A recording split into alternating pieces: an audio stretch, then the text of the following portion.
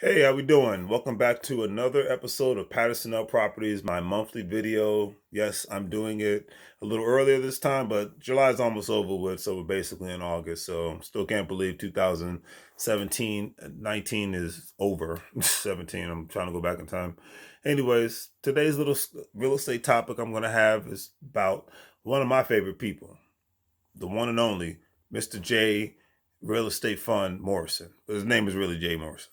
Okay, and he's a person that had a much harder life growing up and whatnot than I did, so I have a lot of respect for him. Usually, I always notice that when people who have it the hardest are the ones that are willing to put in the most work because they've hit rock bottom and they don't want to ever go back to rock bottom. They know what it's like, and they want to continuously climb and climb and climb the ladder of success in life. And Mr. J. Morrison has done a great job in doing that. So, with that being said, um, he found a way to become a real estate mogul. And if you look Mr. J. Morrison up, I don't have to tell it. The world knows. At least people in the United States know. Mr. J. Morrison's from New Jersey, dropped out of high school. He was a 3-time felon by the age of 20. And that says a lot. When he was in jail, matter of fact, he was actually in jail. I know he got in trouble for selling drugs, but I think it was smuggling between state lines. Went from New Jersey to Maryland, and he spent time in the Jessup State Prison. So, I guess he had you could say, an epiphany at that time frame where, gave him some time to really think about his life choices that he made and thinking about new life choices that he actually wants to make to better himself. And I think he just had his daughter at that time. So, you have a child, perspective changes, life changes, you get older, and I think that's probably him going to jail is probably one of the best things that happened to him because look at where he's at today. So it says a lot, right? And then the one thing I could say that Mr. Morrison had going for him is that, and like a lot of current or former drug dealers have going for them, is that a lot of them are very intelligent. They just make bad decisions, but they are some of the greatest salespeople on the planet. Some of the greatest salespeople on the planet, and that's why a lot of times they're actually considered illegal entrepreneurs, and that's why they make some of the best legal entrepreneurs when they decide to make that life change. So it's just one way of looking at it.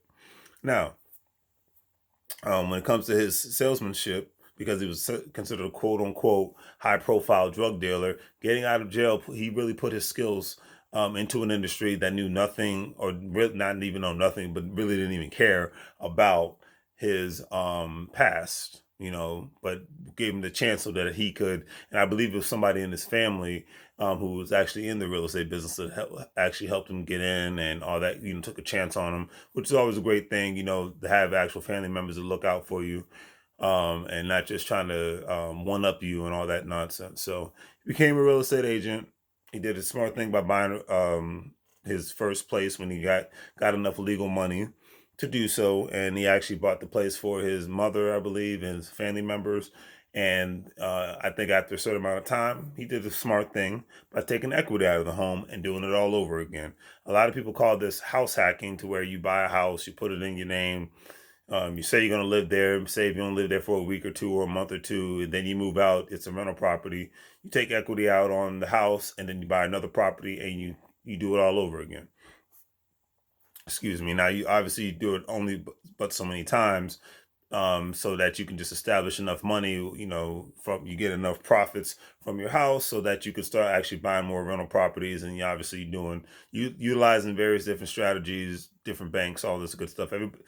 Not everybody's the same. Whatever works for you works for you. But a lot of times this helps people get into the real estate investment business, and this is just a strategy that Mr. J. Morrison used amongst others. But for the sake and purposes of this video, I'm just keeping it short and simple and to the point. I know when it comes to his bio, it's way more stuff that he did that I don't even know about, but I know others probably do. And then obviously, if you like me, if you watch his videos that he makes on a regular basis, he covers all this stuff way more in depth than I will, because obviously nobody can speak about their life better than that person themselves. So I leave it at that. But So he did that, and he became a real estate agent. He buying those properties, and then after a certain amount of time, he basically became a celebrity realtor, became a national influence throughout the United States. And this all happened before the age of 30. So I just give him a lot of credit on that one. And honestly, Mr. Morrison is a CEO. And this is the beautiful thing. He is a chief executive officer and founder of several organizations, such as the J. Morrison Academy, which I am a member of. I get a lot of great information from there. So thank you, Jay, for that information. And it's basically an international school of real estate for entrepreneurs. Yet the Tulsa Real Estate Fund, which is really the main reason why I'm making this video, for those future investors out there, something you might want to look into investing in. And it's much cheaper than actually trying to buy a house, unless obviously you're one of those programs where you put down 0% or you get the VA loan and all that good stuff. So it's another story for another day. The Tulsa Real Estate Fund, and it's basically a crowdfunding vehicle that allows members of the community to invest in real estate. Now, the organization does a great job of educating people, especially African American community, on different aspects of real estate, how to make money in real estate business. They're headquartered down there in Atlanta, Georgia. Next time I get down there, see if I can drive by and even just check the place out. Say if I see Jay, hey, what's up, brother? Get some great information. But and the businesses are basically give you a lot of great information on how to create a company, real estate company, how should, say if you have multiple aspects of real estate, say if you have a commercial real estate, but then you're getting into some regular single family real estate homes or multi units, separate those specific businesses. Or if you're wholesaling, separate that. Don't just have it jumbled all into one. There's even a great example he gave that I would use. Say if you have all your real estate tied up in one company and your company gets sued, and then the person who sues you could bankrupt you or seize all your assets, then you kind of it's like a one-stop shop. It's great for working business purposes. It makes it easier for you as a business owner. But then when the person comes and sues you, and if they win and they take all your assets, then you're kind of screwed. But if you have multiple LLCs or whatever have you, S corps or whatever have you, different names and whatnot, then it's harder for somebody to take all your assets. So it's just for protection purposes. And obviously, Mr. J. Morrison can get a lot more in depth on that one because I learned a lot of this great information from his school. So I'm just giving little gems of you to check it out. You need some great information out there, especially if you live in an area where not many people are talking about real estate. That's the beautiful thing about the internet. If there's a will, there's a way, and if there's not a will, then there's always YouTube. So I'll leave it at that. So, but hey, obviously you need to do your own research when it comes to investing. That's one thing I always say. With Mr. Morrison and his team, they're doing a great job, and I commend them for what they're doing. But when it comes to all aspects of investing your money, don't just take it from some person on Facebook or YouTube. Do your own research. Contact a financial professional.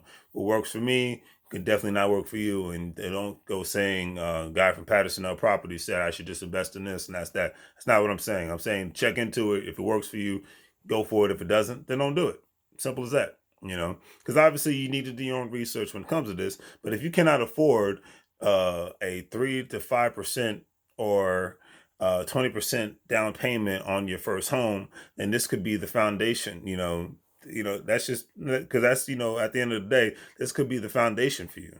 If you cannot afford that, that's the thing. If you cannot afford a 3 to 5, 20% down payment on your first home, then this could be the foundation for you. Why? Because you only need $500 to as a minimum to invest in the Tulsa Real Estate Fund. So I think that's pretty awesome at the end of the day. You know what I mean?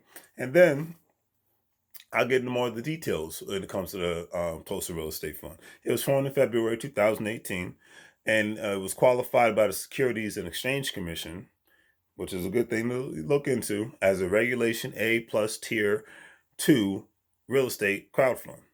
In its opening week, the Tulsa Real Estate Fund raised over $10 million in capital commitments. I think that's awesome. And I'm an investor myself, and I can't wait to invest more, because this I believe in this, and There's so many more funds out there, but this is the one for me. So I look at it like that. Tulsa Real Estate Fund is an economic vehicle that enables working class and institutional investors to own shares and equity and portfolio of real estate assets acquired or managed by the fund through strategic private equity partnerships and public and private partnerships or debt financing. And that's the main thing to take away from this. I've seen in on his YouTube channel, on the company's YouTube channel, how they're going around all parts of the United States, from Houston, New Orleans, Los Angeles, Chicago, Detroit. They're showing where the crowdfunding is going to. And not only that, they're actually giving loans to potential or current investors, real estate investors. So they're actually helping people fund their dreams. They're getting a piece of the pie, but they're actually helping people fund their dreams. And that's something you don't really see with a lot of organizations out there. And I commend them for that, because, like a place like New Orleans and Detroit, is being gentrified right now. So if you're not getting a piece of the pie, you're going to lose out on that, and it's just like anywhere else where it's a hot real estate market. You have to be able to have the right knowledge and the right funding, and a lot of times people just are scared to take that leap and take that jump. And I can understand that. It's easy to just have a job and stay safe. But in today's world, that mindset is just null and void. I'll leave it at that. So Tulsa Real Estate Fund has received national recognition from organizations like Forbes and a dozen of other local news broadcasters and write-ups and online magazines. Heck, I'm covering it, even though my platform is small. I'm just saying, it's the coverage is for both the historical significance of the fund and its early success. So, like I always say, you do the math when it comes to investing, because when it comes to investment properties, you usually have to put down at least 20 to 30% for a down payment, for an investment property. So it's a lot of money, and most working people don't have 10 to 20 to 30 to 50 or even $100,000 in their bank accounts to invest with. And even if they do have that kind of money, they don't have that kind of money to say, hey, I'm going to buy real estate, because a lot of people just a little scary for them. So I can understand that. There's a lot of lifetime renters out there who can invest in something like this, because a lot of people don't want to own a property. I get it. So if you do the crowdfunding investments, then the risk is minimal, and you still don't have to worry about changing toilets or light bulbs or dealing with property management companies or anything of that nature. You can still be the renter and let the landlord handle all the nonsense, but still be an investor. That's the main thing to really take away from this. Be some sort of an investor, and if you're interested in going to the Tulsa Real Estate Fund, please do yourself a favor, look into it and invest if you want to. And if you don't, I get it. It's all good in the neighborhood. But anyways, hopefully you guys enjoyed this video. Please give it a like. Please share. Please subscribe to the channel. And hey, man, keep following those dreams in real estate. And if not, hey, life is too short to not follow your dreams. That's my personal opinion. I'll leave it at that. Patterson on Properties, and I'm out.